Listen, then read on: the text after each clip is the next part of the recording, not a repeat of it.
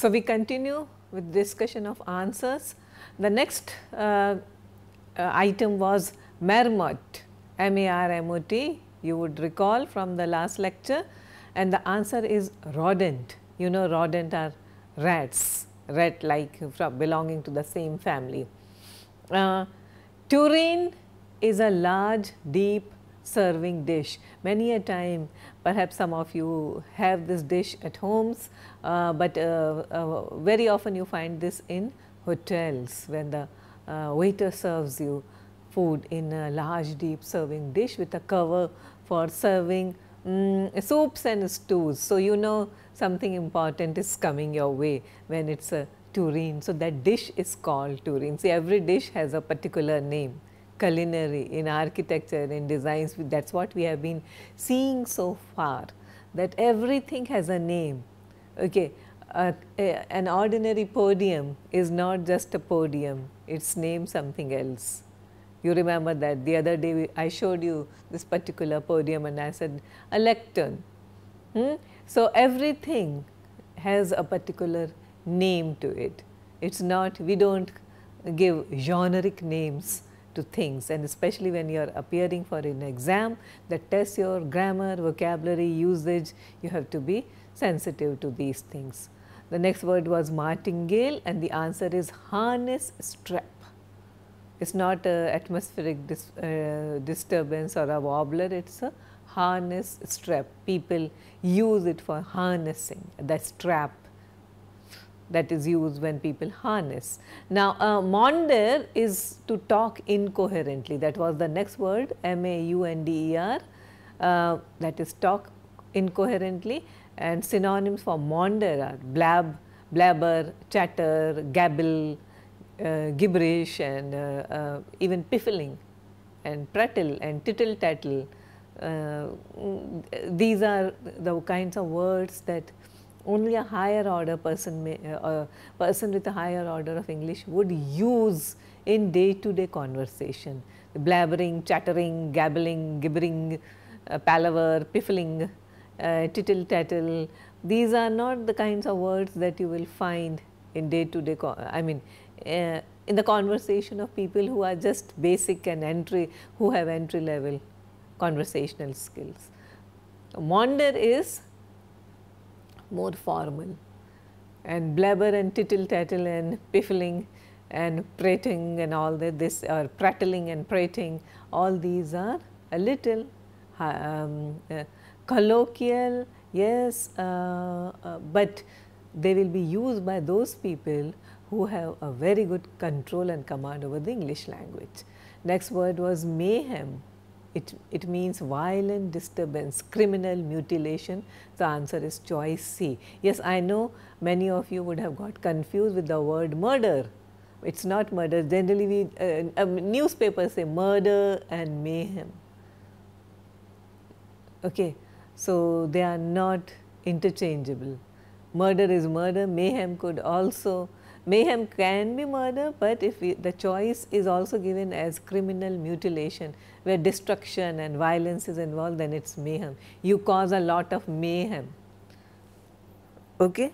There was an accident, lot of mayhem, not necessarily murder, but lot of destruction, lot of disturbance was caused violently, that is mayhem. Mantic is choice A, grotesque. Okay. Remember, manticore is a classical word. Manticore is a fearsome half beast, half human creature with quills like a porcupine. So, it is mythological, a made up monster. For example, you have a griffin that has a lion's head and eagle's wing, and the Egyptian sphinx with a human head and a lion's body. So, mythology is very fond of using such, referring to such creatures, chimera, unicorn, several more. Okay, so very popular word, manticore.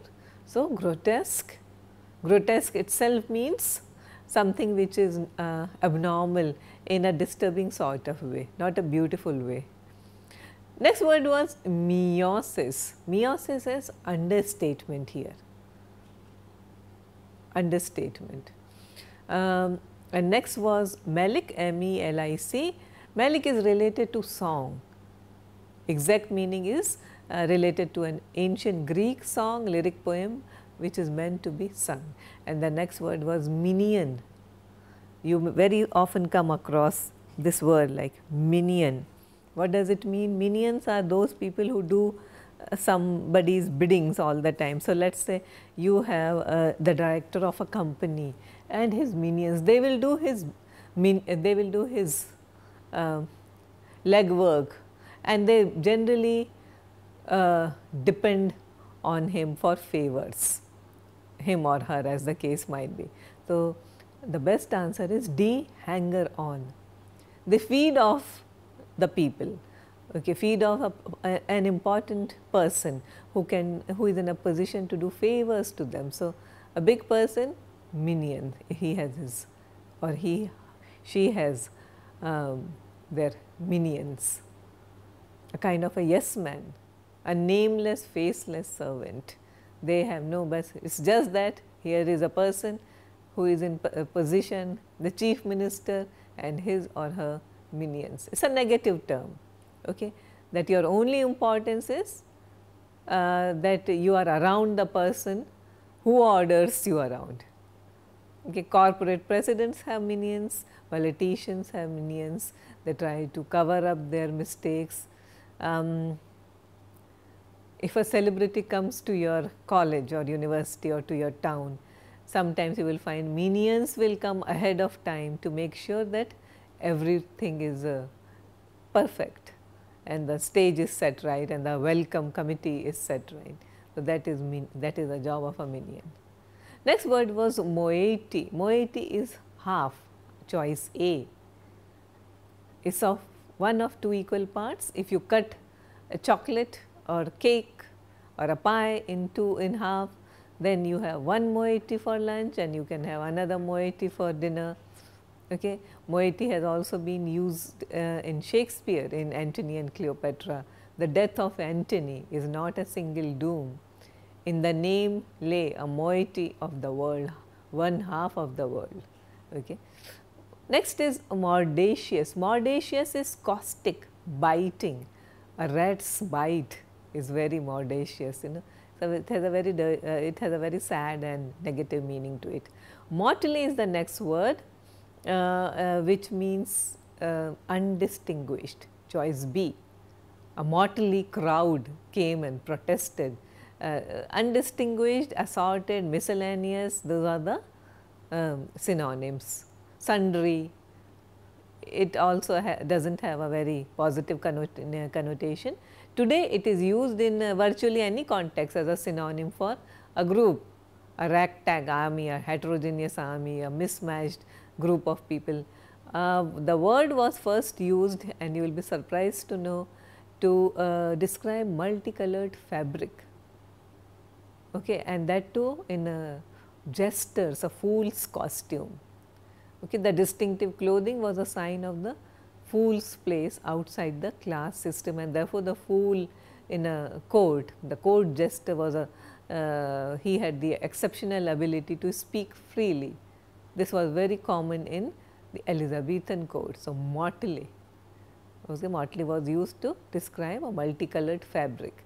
Today, motley is used to describe anything which is crowded and a heterogeneous crowd, mismatched group of people. So, motley group of people came and started shouting slogans. Next word was pluvial, it is rainy, geographical term D. And polity, I am sure most of you got it right, the choice is again D, basic structure of a government. Next word was predatory. Predatory is choice D, plundering, pillaging, synonyms are rapacious, ravening, vulturine, aggressive. So, predatory. Predatory today is used when one party victimizes another for personal gain, but we also now use it in a wider academic context. We say predatory journals or predatory publishers. Anybody is no longer the best of the publishers who are there, but also every day some kind of a publishing company is floated and they do their business. So, businesses are also often accused of predatory practices, pillaging, plundering, robbing. Next word was predicate. Predicate means something based upon facts, which is choice A. It involves as a necessary condition of consequence, so logical, something which is affirmed or denied concerning an argument of a proposition. Next word was preempt. So, you establish a prior claim. Okay. This is this is choice B, to displace or take something before others can. So, you preempted a situation. There is going to be a vacancy in a college, you will apply. There is a land which is going to be sold, or a house which is going to be sold at a throwaway price. So, you have preempted the situation and then you displace and take something before others can. Next word was petard, which means explosive device, no longer very commonly used in military purposes, but still it is used to denote something, a situation which is petard situation. So, Shakespeare used it to mean to be hurt by your own plan or to hurt someone. To be hurt by your own plan which was devised to hurt someone else, to fall into your own trap, okay? To be blown up by your own bomb. So, petard is aggression, bombing, explosion. Next word was germination, very popular, very common, very easy, is budding, B. Idea germinated in my mind, seeds germinate, okay? So, budding. Next word was glare, very uncommon word, it means a slimy substance. So, choice C, a preparation made from egg white as an adhesive for book binding and gliding. Remember, for book binding, egg whites are used.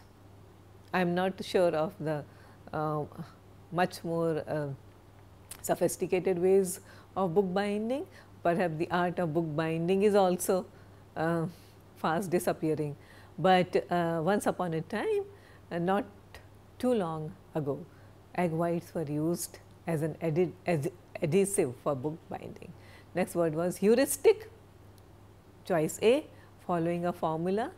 It is derived from a Greek word that means to discover. Heuristic describes a rule or a method that comes from experience and helps you think through things like the process of elimination or the process of trial and error. So, you can think of a heuristic as a shortcut. And next word was elative. Elative is choice C, inferential or relating to or having the nature of elation or inference. Next word was imbricate, that means overlap evenly, choice A. And next word was orison, which is a prayer. Shakespeare uses this word in Romeo and Juliet when Juliet says, I have need of many orisons, as she prepares to deceive her parents. So, orison, that is prayer. Next word was ormolu. So, you had 4 choices: old clock, reed furniture, C imitation gold, and D delicate filigree. Answer is choice C, which is imitation gold and a type of alloy, a mixed metal. Next word was prodigality. Prodigality, you have already been told the story of the prodigal son, a son who would. So, the choices are great fame, sinfulness, lavishness and negligence. Well, the prodigal son was sinful and lavish and negligent in all respects, but the best choice is choice C, lavish. He would live lavishly, spend lavishly, spent away his inheritance and came back home, returned home very sad, and he return of the prodigal. So, that's the way the Bible uses the word, and he was forgiven by his father. When people spend a lot of money on things which are objects of luxury, okay, expensive clothes, dining out, expensive cars, etc. We say they are living prodigally. Next word was pylon. Now, not to be confused with python. Python is a sort of a snake, a reptile. Pylon is a gateway, a large vertical. So, again an architectural term. It is a large vertical steel tower supporting high tension power lines. That is what a dictionary would give you. And next word was quagmire. Quagmire is choice C, a soft boggy area, a bog, B-O-G. Second meaning is a difficult situation. I have led myself into this kind of quagmire, difficult, sticky situation. Yeah, so again, when you say, consider a land which is soft and boggy, and you place your foot on it and you sink deep. So that is where the second meaning comes from, that you have sort of knowingly or unknowingly got yourself into a sticky, tricky, difficult situation from where it is difficult to come out.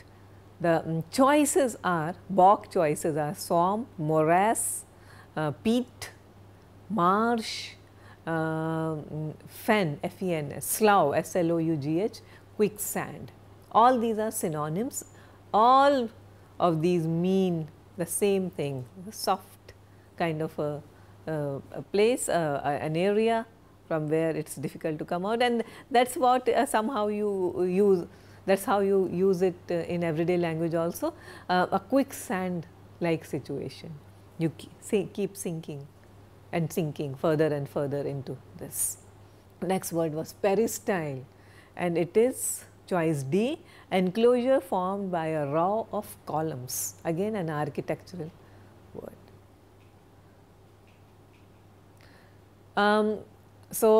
This is what we discussed last time, and here I mean we just discussed the terms and words that we were doing in our last class. Now, here is another exercise, a fresh exercise for you.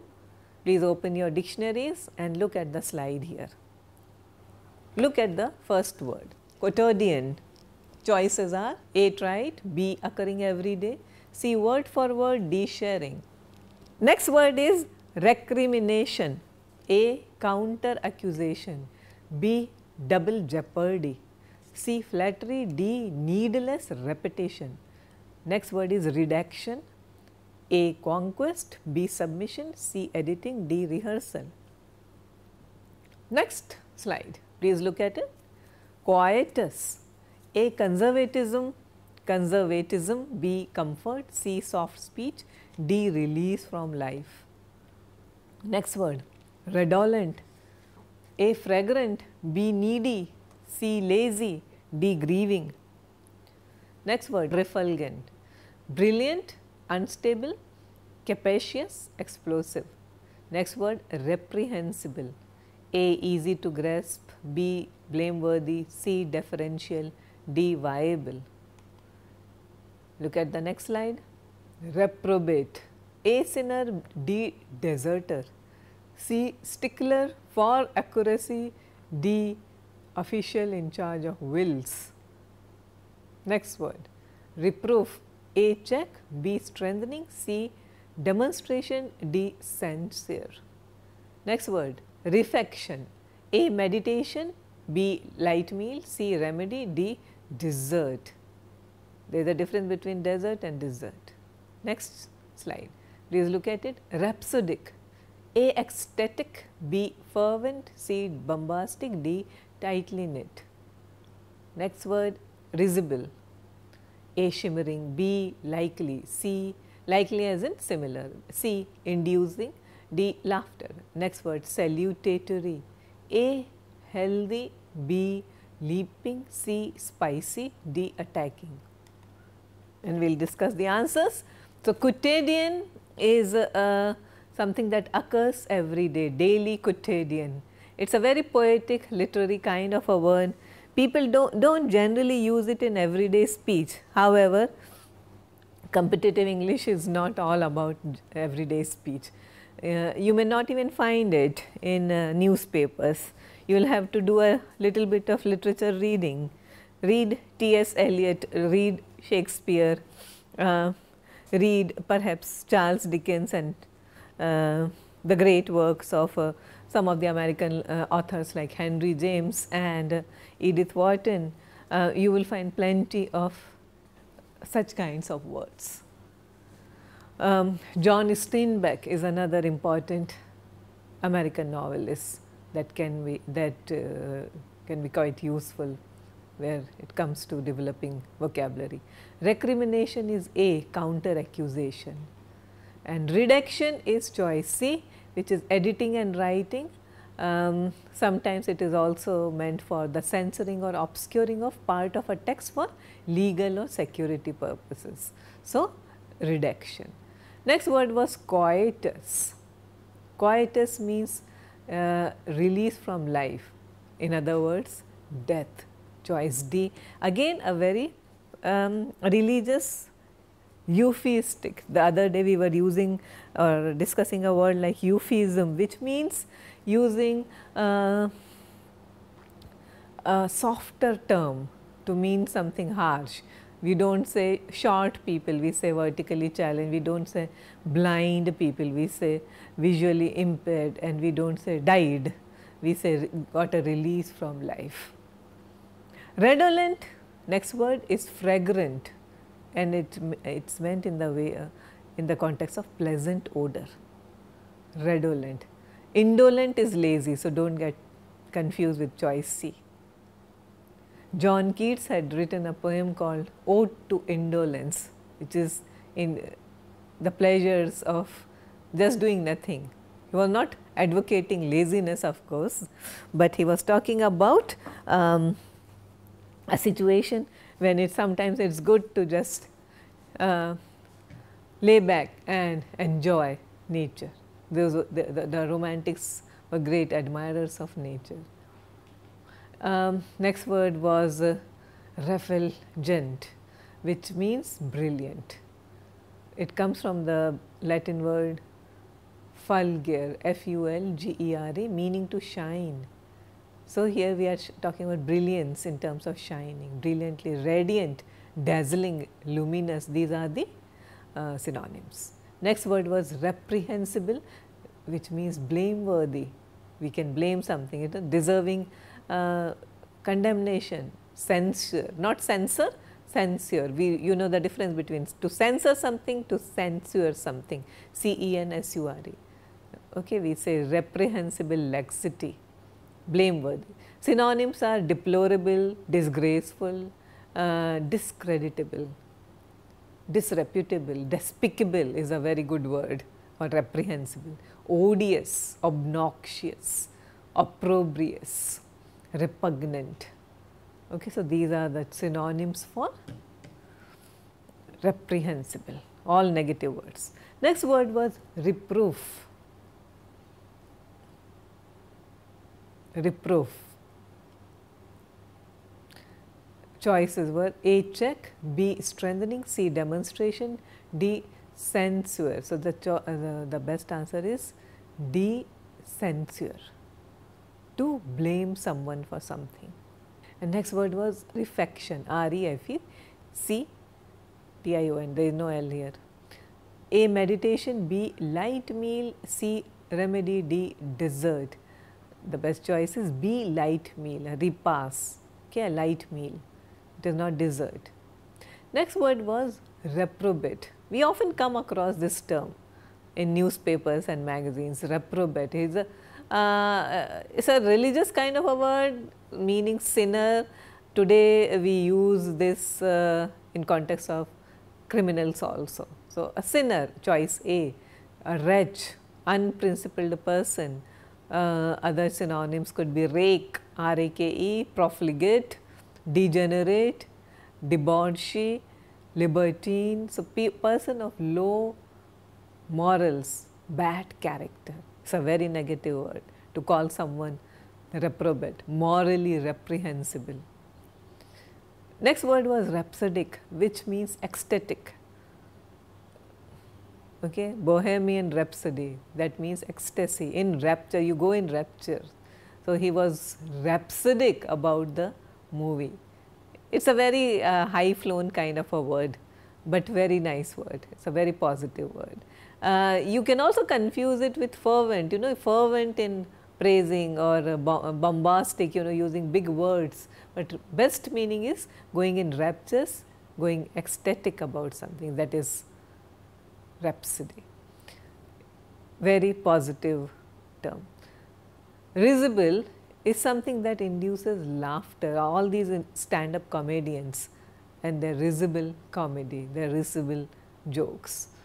Sometimes you can even use the word raunchy, which has something else, some other meaning, which is bawdy, B-A-W-D-Y, something which is not in very good taste. Risible is something that induces laughter. Next word was salutatory. You know the word salubrious, salubrious climate. In olden days, when people would suffer from certain kinds of diseases like consumption, tuberculosis, the doctor would advise them to move to salubrious places that have salubrious climates, more a kind of climate that is healthy and agrees with those people, that kind of temperament and that kind of physical makeup. Salutatory is healthy, choice A. So, thank you very much. We will continue with more vocabulary in our subsequent classes.